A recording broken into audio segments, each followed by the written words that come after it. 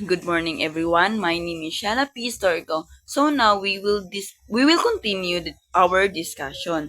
So first, we will discuss about the forming and depleting fossil fuels. So creating rocks from life. So coal starts as a pit, sections of partially decomposed organic matter that accumulate on the Earth's surface. So over the million years, pit is buried, and heat and pressure transform it into increasingly pure forms of coal called lignite, bituminous, and anthracite coal.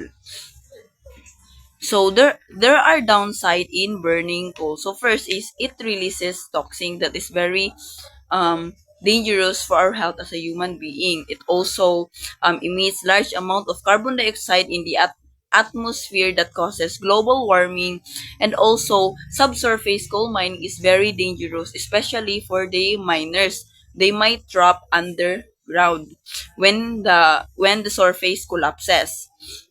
Next one is um, it also damages our environment. So there are solutions in burning coal. So instead of burning them, we have one way is integrated gasification combined cycle or IGCC. So IGCC converts coal into gas. So it is more cleaner and more efficient and has the potential to capture carbon dioxide. Next one is carbon sequestration. So sequestration are various ways to capture and store carbon dioxide underground instead of filling it up into the atmosphere. So next one is drilling for oil. So there are also consequences in drilling for oil. First one, it creates air pollution. So it also very dangerous for us as a human being. Next one, it releases carbon dioxide. So although it doesn't release the same amount as carbon dioxide in burning coal, but it also contributes to the um in into the atmosphere. Next one is it requires massive transportation infrastructure, especially in order to get the oil into refineries or factories. It needs massive transportation. Next one is oil spills cause environmental damage, especially to the animals. It can cause them death. Next one is fracking for natural gas. So there are two natural gas in fracking. First is tar sands. So tar sands are sands mixed with tar and bitumen. Next one is oil shales. Oil shales are sedimentary rocks that contain kerosene or an oil-like substance. So now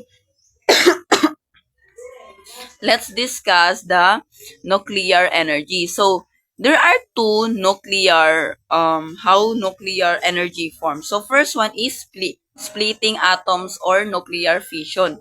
So the fission is two uranium atoms that splits. So when the two atoms split, it creates or it produces heat energy or nuclear energy. Next one is fusion, or it means combining two uranium atoms. So that's next one is there are consequences in nuclear energy or producing heat energy. First one is finding safe long-term storage for waste. So nuclear energy generation results in radioactive waste that needs safe, secure, and long-term storage. Next one is it causes environmental damage. And for the people fear nuclear accidents. So it does it's not about explosion like how bombs, but also when plants cooling are not functioning properly, so it creates nuclear accidents.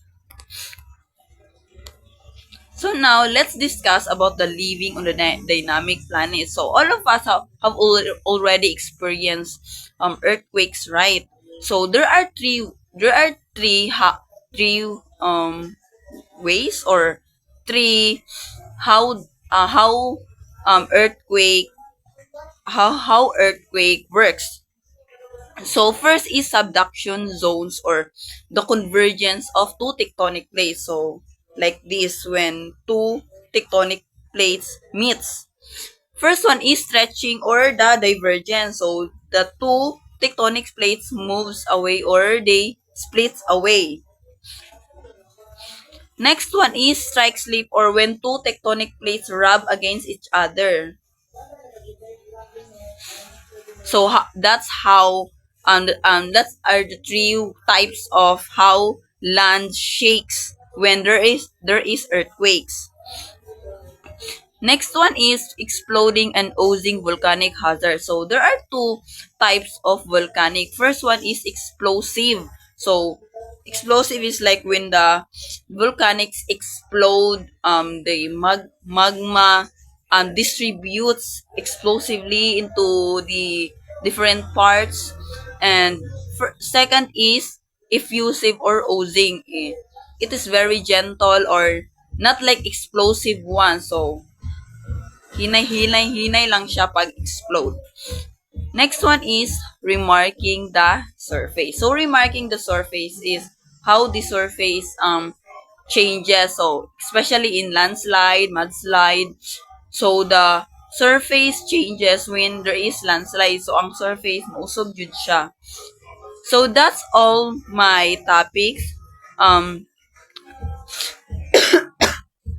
So my partner Egok and Ria will show you um the test, or our assessments.